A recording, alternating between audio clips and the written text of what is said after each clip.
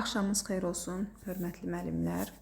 Deməli, Newton qanunları bölməsindən gəlin biraz da Türk testlərindən baxaq suallarımıza. MİQ və sertifikasiya hazırlaşan müəllimlərimizə dəstək olsun deyə. İlk öncə birinci sualdan başlayıram.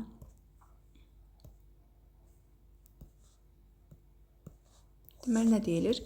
Sürtünməsiz üfüqi müstəvidə 10 kiloqram kütləli cismə 50 Newton qüvvə təsir göstərir və buna görə deyir cismin təcilinin böyüklüyünü hesablayın. Deməli, müəllimlər, biz bilirik ki, qüvvə əgər müəyyən bucaq altına yönəlirsə, mütləq biz nə etməliyik? Onun proyeksiyasını ayırmalıyıq. Əgər sürtünmə qüvvəsi varsa, həm Fx, həm Fy proyeksiyalarını ayırmalıyıq. Yox, əgər sürtünmə qüvvəsi yoxdursa, səthə paralel olan proyeksiya bizim işimizə yarayır, yəni o yetərlidir. Deməli, o zaman Fx-imiz olacaq da, düzdürmü, səthə paralel olan toplananımız. Deməli, səthə paralel olan toplananımız olacaq və eyni zamanda bucaq olan tərəf olduğu üçün olacaq nə qədər? F kosinus 53 dərəcə. Deməli, o da bərabər olacaq nəyə? Yuxarıdan, buradan yazım. Aha, F qüvvəmiz nə qədərdir? 50. 50 vurulsun, deməli, kosinus 53-də nəyə bərabər? 0,6. Deməli, bu da olacaq 30. Aha, bunu tapdıq. İndi bizə deyir ki, cismin təcilinin böyüklüyünü. Deməli, müəllimlər, biz bu istiqaməti necə yaza bilərik o zaman? Newtonun ikinci qanunu nəyə bərabər olacaqdır? Yəni, bu Fx toplananını. Fx toplananında qiymətini tapdıqda biz 30-a bərabərdir. Kütləmiz də 10 kiloqram, deməli, 10 vurulsun A bərabər olur 30-a. Buradan da A-nı tapırıq ki, 3 metr böl saniyənin kvadratına bərabərdir. Aha. Deməli, gəlin baxaq belə bir sualımıza, dördüncü sualımıza. Sürtünmələrin nəzərə alınmadığı bir sistemdə cisimlər sərbəst buraxılır. Cisimlərin təcilini istəyir bizdən. Deməli, müəllimlər, 2 kiloqramlıq cismin ağırlığı olacaq nə qədər? 20 Newton, düzdürmü?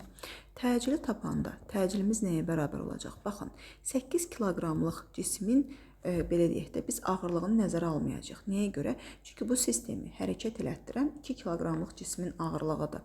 8 kiloqramlıq cisim, yəni belə deyəndə, yəni bu sistemi hərəkət elətdirmir. Əksən sistemin hərəkətinə daha da mane olan bir qüvvədir. Ona görə də biz bunun ağırlığını nəzərə almayacaq. Çünki sürtünmələr də həm də nəzərə alınmır sürtünmə qüvvəsi. Deməli, o zaman əvəzləyici qüvvəmiz oldu 20. Sistemin kütləsi, amma kütləni olanda 8 kiloqramı nəzərə alacaq. Deməli, o zaman 8 üzərinə gəlinsin 2. 20-ni də ona böləndə olacaq nə qədər? 2 metr böl saniyənin kvadratı.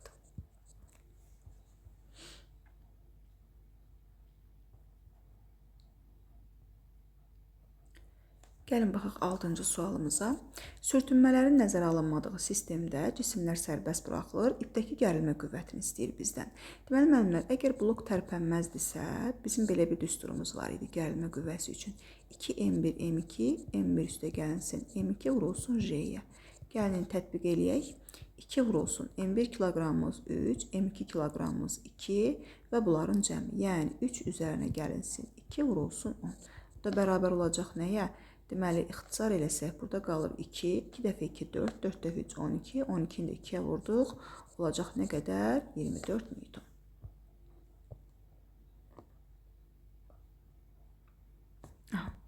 Gəlin belə bir suala baxaq, 12-ci suala. Deməli, sürtünmələrin nəzərə alınmadığı bir sistemdə, deməli, cisimlər sərbəst buraxılır. Bizdən iplərdəki gərilmə qüvvələrinin nisbətini tapmağımızı istəyir. Deməli, o zaman müəllimlər, bax, buradakı M kütləli cismin ağırlığı olacaq mg. 3M kütləli cismin ağırlığı olacaq 3mg. Deməli, biz təcili tapa bilərik. Təcilimiz nəyə bərabər olacaqdır? Deməli, təcilimiz 3mg. Çıxılsın mg, bölünsün, deməli, M 3M, 4M, 4M'in də üzərinə 6M gəldi, yolda 10M. Deməli, M-lər ixtisar gedəcək, bunları yazaq. Deməli, bu J ilə 10 gedəcək. 3-dən də 1 çıxdıq, təcilimiz oldu 2. 2 metr böl saniyənin kvadratı. Aha, indi müəllimlər, baxın, deməli, bu istiqamətimiz, buradakı gərilmə ağırlıq qüvvəmiz mg'dir, bu tərəfimiz isə 3 mg'dir. Deməli, bu tərəf daha ağırdır da. Bu tərəf deməli A təcili ilə aşağı gələcək, bu tərəf A təcili ilə yuxarı qalxacaq. Deməli, o zaman T1 gərilməmizi tapanda, deməli, Newton ikinci qanunu necə yazırıq? T1 böyük olacaq, ona görə yazırıq T1 çıxılsın mg bərabərdir M vurulsun, təcillimizin qiyməti 2-dir. Buradan T1-i tapsaq, T1 bərabər olacaq nəyə? Deməli, J-in də qiymətini yerinə yazsaq, 10M, 10M-in də üzərinə 2M gəldi, yolda 12. T1-i tapdıq. İndi gəlin digər tərəfdən T2-ni tapaq. Baxın, təcilin istiqamətini əsasən təyin edirəm ki, 3mj böyükdür.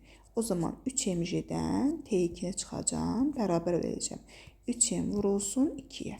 Buradan da T2 qüvvəsini tapdıqda, deməli, T2-ni bu tərəfə keçirdikdə 3mj-dən 6m çıxırıq. 3mj-də yəni 30m-dən 6-ını çıxanda qalacaq 24m. Bizdən də istəyir T1 böl T2 nisbəti. Deməli, o zaman T1-in T2-yə nisbəti T1 12m, T2 24m. Deməli, ixtisarlarımızı aparsaq, olacaq 2-də 1. Cavabımız olur B variantı.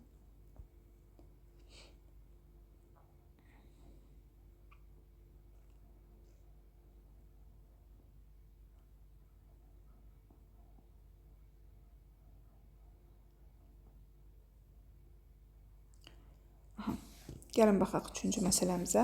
Deyir 8 kiloqram kütləli cismə sürtünməsiz deməli üfüqi müstəvidə F qüvvəsi təsir eləyəndə sürət zaman qrafiki göstərilən kimi olur, şəkildə göstərilən kimi olur.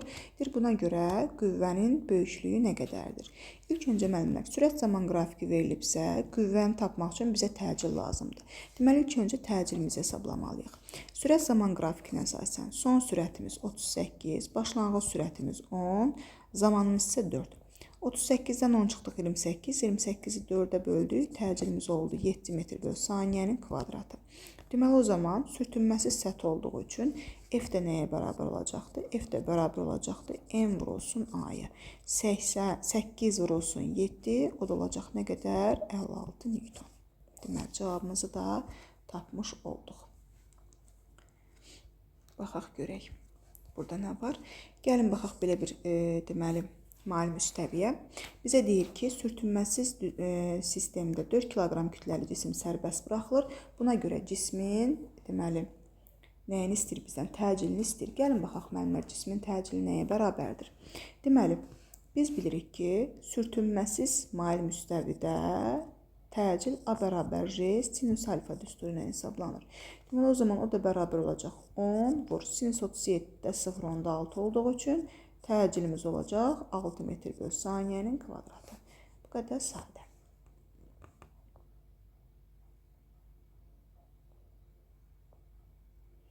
Aha, gəlin baxaq. Deməli, 10-cu sualımıza. Deyir ki, sürtünmələrin nəzərə alınmadığı sistemdə, mail müstəvidə cisimlər sərbəst buraxılır. Buna görə cisimlərin təcili. Müəllimlər, ilk öncə 8M kütləli cismin ağırlığı olacaq 8mJ. Bunu göstərdik. Bir cismi mail müstəvi üzərində görürsə, mütləq onu, yəni cismi mail müstəvidə aşağı doğru dartan qüvvə hansıdır? Mj sinus alfa. Deməli, gəlin burada hesablayaq Mj sinus alfamızı. Deməli, M-imiz 2M-dir, J-imiz 10 vurulsun. Sinus 30-da 0,5. Deməli, bu da olacaq nə qədər? 10M. Aha, deməli, bunu da bu tərəfdə çəkəcək nə qədər? 10M. Gəlin, bunda J-sini yazaq. Bu da olsun 80M. Ki, eyni olsun. 80M. Aha, təcilimizi tapa bilərik də artıq. Deməli, hocam, o zaman təcilimiz nəyə bərabər olacaq? A bərabər 80M çıxılsın 10M bölünsün nəyə? Sistemin kütləsinə. Yəni 2M üzərinə gəlsin 8M. 80-dən 10 çıxdıq 70. M-lərimizi də ixtisar aparsaq, olacaq nə qədər? 7 metr böl saniyənin kvadratı. Gəlin, belə bir mail müstəvi məsələsinə baxaq. Sürtünməsiz mail müstəvidə şəkildəki cisim sərbəst buraxılır. Buna görə cisimlərin təcilinin böyüklüyü nə qədərdir? Deməli, müəllimlər, bir cismi mail müstəvi üzərində gördüksə, mütləq onun Mj sinus alfasını tapmalıyıq. Deməli, bax, həm 3M kütləli cismin Mj sinus alfasını hesablamalıyıq, həm də M kütləli cismin. Gəlin, hamısını qıraqda hesablayaq. Deməli, 3Mj üçün hesablasaq nə olacaq? 3M vurulsun J, yəni 10. Sinus 53. Sinus 53 nəyə bərabərdir? 0,8. Düsturu buradan yazıram. Yadımızda olsun. Aha. Deməli, bu da olacaq 10 getdi. 8 dəfə 3, 24M. Deməli, elə bura birbaşa yazıram. 24M. İndi gəlin bu M kütləli cismi hesablayaq. Deməli, kütləmiz M, J'miz 10. Deməli, yenə bucağımız 53'dür. Sinüs 53'də 0,8. Deməli, bu da olacaq 8'i. Bax, burada yazıram 8'i. İndi gəlin baxaq müəllimlər. Bax, bu 24M-in ağırlığı daha böyük, düzdürmü? Bax, bu 24M A təcili ilə aşağı gələndə, bax, bu 8M kütləli cisim A təcili ilə yuxarı qalxacaqdır. 8M kütləli yox, 8M ağırlıqlı cisim A təcili ilə yuxarı qalxacaq. Deməli, o zaman təcilimizi necə hesablayırıq? A bərabərdir. Əksi istiqamətli oldu axı qüvvələrimiz. Deməli, o zaman 24M çıxılsın 8M, bölünsün, 3M üzərinə gəlsin M-in cəmi. Deməli, 24-dən 8 çıxdıq. Nə qədər olur? 16. 16 M-lərdə ixtisar gedəcək. 16-nı 4-ə böldük. Olur təcilimiz 4 metr böl saniyənin kvadratı. Sonra müəllimlər, gəlin belə bir sualımıza baxaq. Sürtünməsiz mail müstəvidə kütlələri 10 kiloqram olan cisimlər sərbəst buraxılır. Buna görə ipdəki gərilmə qüvvəsinin böyüklüyünü istəyir bizdən. Yenə, cismi mail müstəvi üzərində gördüksə, mütləq müəllimlər mg sinüs alfasını hesablayaq. Ümumi düsturu bura yazıram, hesablamanı qıraq eləyəcəm burada. Deməli, bax, ilk öncə bunu hesablayıram. Kütləmiz 10, J'miz 10, sinüs 53-də 0,8. Deməli, bu oldu 80 Newton. Bax, buraya yazıram 80. İndi digər cismi hesablayıram. Deməli, kütlə 10, J'miz 10, bucağımız 37. Sinüs 37 olacaq 0,6. Deməli, bu da oldu 60 Newton. Bax, burada yazıram 60. İndi müəllimlər, təcili tapmalıyam. Gəlin təcilimizi hesablayaq. Təcilimiz nəyə bərabər olacaq? 80 çıxılsın 60, bölünsün 10-la 10-un cəmi. 2 dənə 10 kiloqramlıq cismimiz var. 20-ni 20-yə böldük, oldu 1 metr böl saniyənin kvadratı.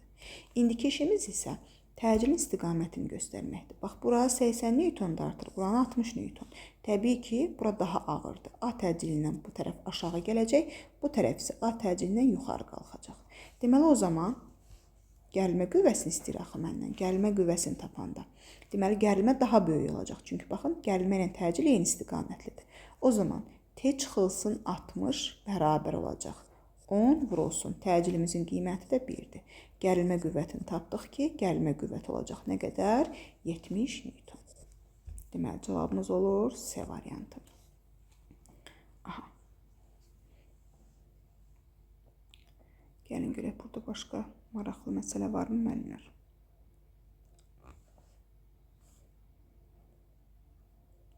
Aha, artıq digərləri sürtünmə qüvvəsi ilə də bağlıdır. Sürtünmə qüvvəsi var. Ona görə baxmaq istəmirəm.